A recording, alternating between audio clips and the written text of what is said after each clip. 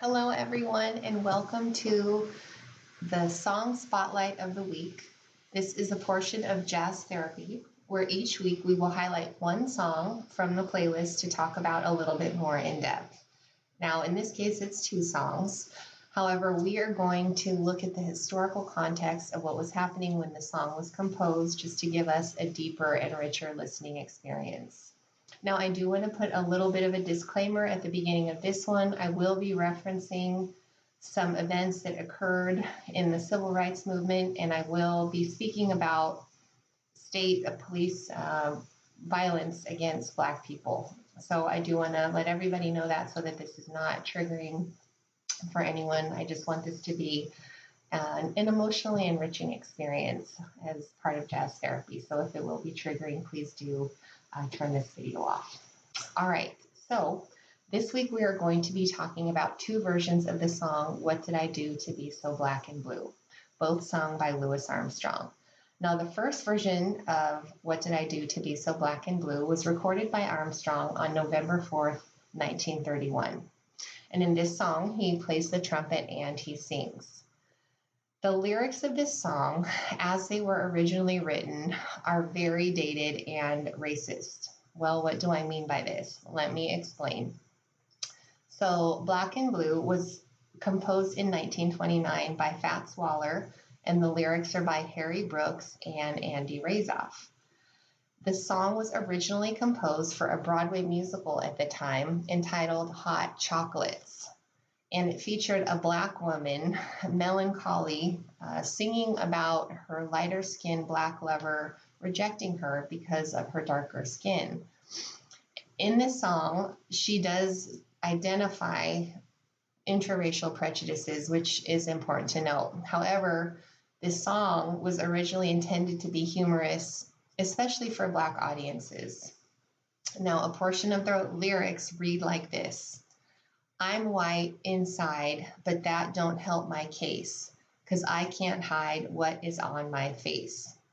So we're hearing I'm white inside, and this does not affirm being Black at all.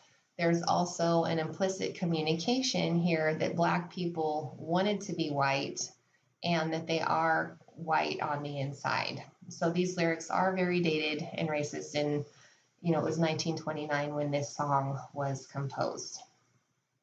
So Louis Armstrong recorded his version of this song 2 years later on November 4th, 1931. The way he sang it was really transformative, and that he takes the song and makes it really directly what it's like to experience racism because of being Black and the resultant pain.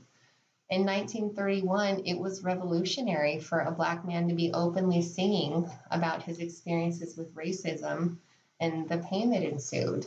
And this meant that Black audiences heard their pain, witnessed by Louis Armstrong's artistry in his expression of the song, and white audiences hear the sufferings of a Black man. And this was new, and it was very daring. So now we're going to fast forward 3 decades later to March 22nd, 1965. On this date, Louis Armstrong and his band, the Jazz All-Stars, were in East Berlin to give a concert. And this was their first time in the eastern part of Berlin. At the time, of course, Berlin was divided into the western portion and then the eastern portion controlled by the Soviets. So this concert came just about 2 weeks after March 7th, 1965, which is known in the United States as Bloody Sunday. Well, many of you already know what happened on this day. What did happen on Bloody Sunday? Well, on March 7th, 1965, civil rights leaders Hosea Williams and John Lewis were leading 600 people as they attempted to march from Selma, Alabama to the capital, Montgomery, Alabama, to protest the lack of voting rights for Black people. Well, the Alabama state troopers were on hand, and they eventually brutally attacked these peaceful protesters. Now, this is a quote, they were wielding clubs, bullwhips, and tear gas. And the images of this brutality were captured by photographers and television cameras. John Lewis, one of the civil rights leaders, endured a fractured skull as part of being beaten by one of the troopers. Now, the footage of what happened on Bloody Sunday aired this same Sunday night, and ABC News interrupted the airing of a movie that they had on at the time, which was Judgment at Nuremberg, to show the viewers the footage of what happened. Now, Judgment at Nuremberg was a film about the Nazis and their complicity with Hitler and their lack of standing up against Hitler, which, resulted in the Holocaust. So viewers were watching this movie, and then here they see, in the United States, their own country, how absolutely horrific Black people are being treated. So this event was actually a catalyst in the civil rights movement. It did really help people to wake up, white people especially, to wake up and see what was happening, and helped result in the passage of the Voting Rights Act in August 1965 of that year. It was signed into law by then President Lyndon Johnson. Okay, so now that brings us back to 2 weeks after Bloody Sunday. We're in East Berlin again on March 22nd, 1965, a Monday, where Louis Armstrong and his All-Stars are going to give their concert. Now, in this concert, Louis Armstrong does perform What Did I Do to Be So Black and Blue, playing the trumpet and singing.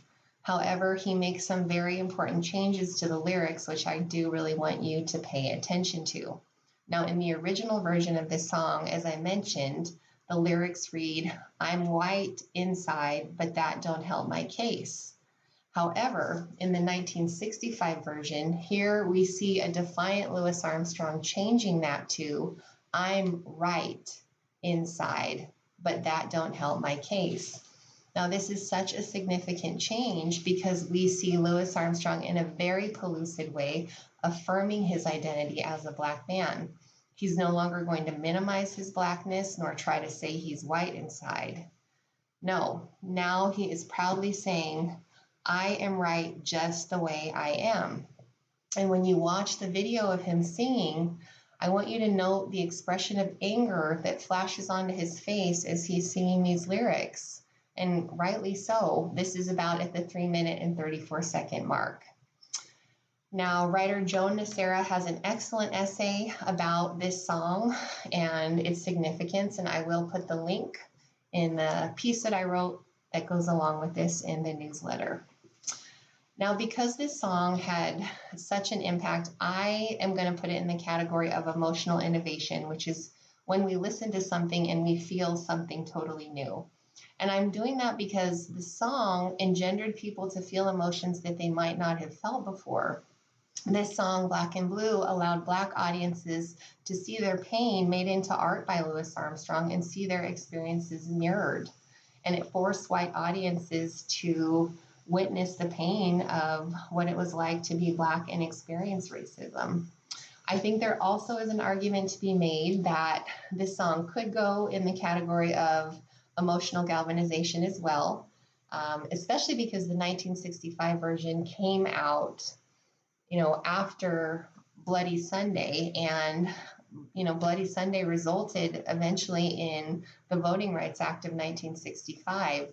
It's still a very timely song because, as we know, there's continued police and state brutality against Black people, and there's systemic and institutional racism. So it's a very powerful song. It's a very beautiful song. And I hope just this historical context will make your listening experience of both of these pieces so much more enjoyable. It's always just a treat to hear Louis Armstrong play the trumpet and to sing.